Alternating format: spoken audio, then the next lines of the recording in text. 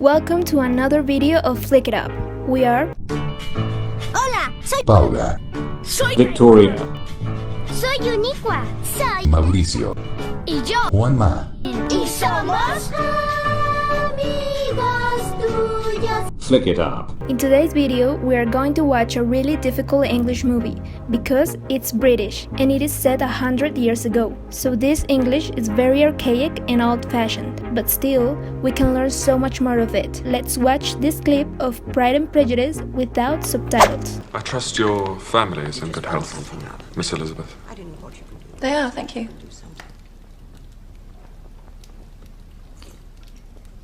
My eldest sister is currently in London. Perhaps you happen to see her there.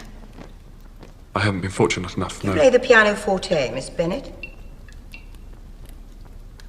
A little, Mum, and very poorly. Oh.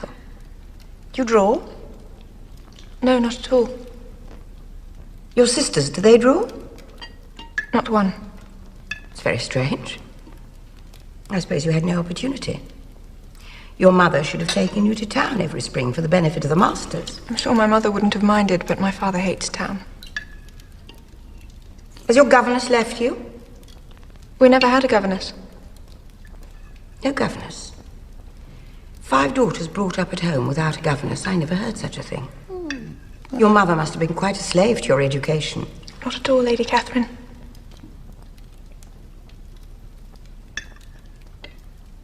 Your younger sisters, are they out in society? Yes, Mum, all. All? Would all 5 out at once? Oh, that's very odd. And you only the second. The younger ones out before the eldest are married. Your youngest sisters must be very young. Yes, my youngest is not 16. But I think it would be very hard on younger sisters not to have their share of amusement because the elder is still unmarried. It would hardly encourage sisterly affection. Upon my word, you give your opinion very decidedly for so young a person. Pray, what is your age? With 3 younger sisters grown up, your ladyship can hardly expect me to own to it. I trust your family is in good health, Miss Elizabeth. Be in good health is an expression to say that a person is good in the sense of health, or just to express someone is being healthy. For example, I was in good health in those days, and my wife and I were traveling a lot. My eldest sister is currently in London. Perhaps you happen to see her there. Eldest is the superlative form of old, but also it is a noun that refers to the person who has more age. Eldest means being the oldest of 3 or more people, especially within a family, and it is used as an adjective. But in this sentence, Blanca and Santiago have 4 children. Matilda is the eldest. Eldest works as a noun. The difference between eldest and oldest is that we only use the adjective eldest before a noun as an attributive adjective, and oldest can be used to refer to the age of things more generally. For example, the town hall is by far the oldest building in the whole region. Perhaps is an adverb used to show that something is possible, or that you are not certain about something. He hasn't written to me recently. Perhaps he's lost my address. Play the pianoforte, Miss Bennet. Pianoforte is the first form of the current piano. According to the dictionary, it is a stringed musical instrument used at the end of the 18th and early 19th centuries. Pride and Prejudice was a love story during the 19th century. That's why Darcy's aunt used this word. A little, Mum, and very poorly. Madam, a formal and polite way of speaking to a woman. For example, may I carry your sweets for you, madam? There is also the contraction ma'am. Yes, Mum, all. In British English, ma'am has become uncommon. Otherwise, in American English, the full form madam is limited as a form of address to certain highly formal environments, while ma'am is the usual term. You could use the expression yes, ma'am with friends in a joking, ironic, or sarcastic sense. For example, if a friend asks you to do something in a commanding fashion, You could flip a salute and say, "Yes, ma'am." Has your governess left you? We never had a governess. This word is used if you had grown up in a very wealthy 19th century family. Instead of going to school, you might have been taught by a governess, a teacher who lived in your home. Be careful about that. No governess. 5 daughters brought up at home without a governess. I never heard such a thing. Brought up. Actually, this expression is related to the noun governess, in the sense that a governess brings you up or raises you. Lady Catherine pronounced it in the past tense, brought up, and she basically means that 5 daughters were raised at home without a tutor. Such a thing. Such is a kind of adjective with special usage rules, but for now we have to know that it is often used as an intensifying determiner. It means that such is similar to very. For example, she is such a teacher. This is the same thing as she is a very good teacher. So the whole expression such a thing is used to mean a thing like that or a thing of that type.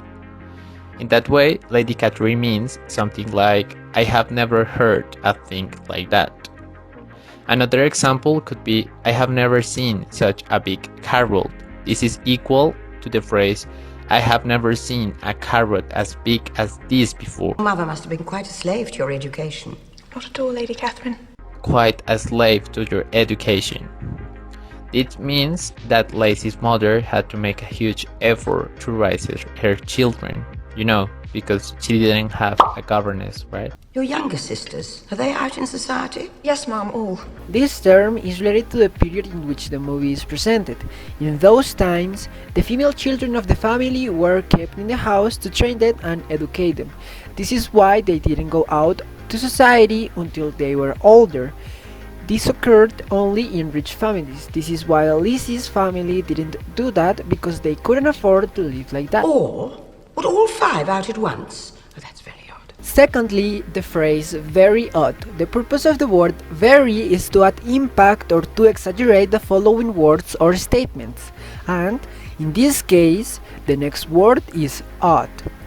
This word means unusual or strange. And you only the second. The younger ones out before the elders are married. Your youngest sisters must be very young. Yes, my youngest is not 16. But I think it would be very hard on younger sisters not to have their share of amusement because the elder is still unmarried. This word means fun or enjoyment. So in this sentence, Lizzie is saying that her not being married will take some fun out of her sisters, since they make fun of her for that. It would hardly encourage sisterly affection. And lastly, we have the phrase encourage sisterly affection. This means to support or to provide the special type of affection that siblings show to each other. Upon my word. Upon my word is an idiomatic expression that has more than one meaning. It can be an interjection expressing surprise, amazement, or incredulity. Example, upon my word, I cannot believe it. Or, oh my god, I cannot believe it. It can be also an adverb that expresses that you are promising something or you give your word of honor to imply that what you're saying is true and you can be trusted. It is an alternative for I swear to God or I give you my word.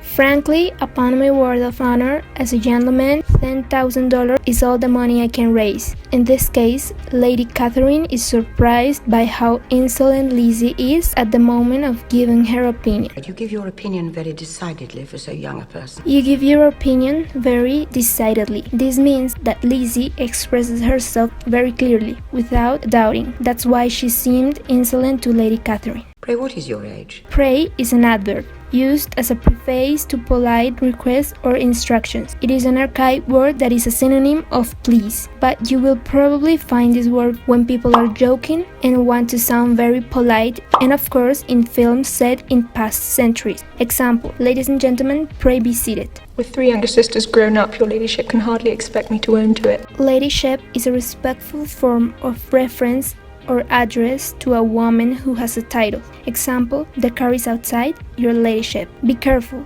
because today it is a common ironic form of referencing and addressing a woman thought to be acting in a grand or self-important way. Example, bow everyone. Her ladyship is actually gracing us with her presence. You can hardly expect me to own to it. To own to it. Own to something is an old-fashioned way of saying admit or confess to something. Currently, it is more common to say own up to with this meaning, but normally only in the context of admitting to having done something wrong. Example, the boy owned up to having broken the window. In this case, Lizzie is saying to Lady Catherine that she won't admit her age. So that was all for today. We hope you learned something new. Don't forget to subscribe, give us a like, and share the video. See you next time!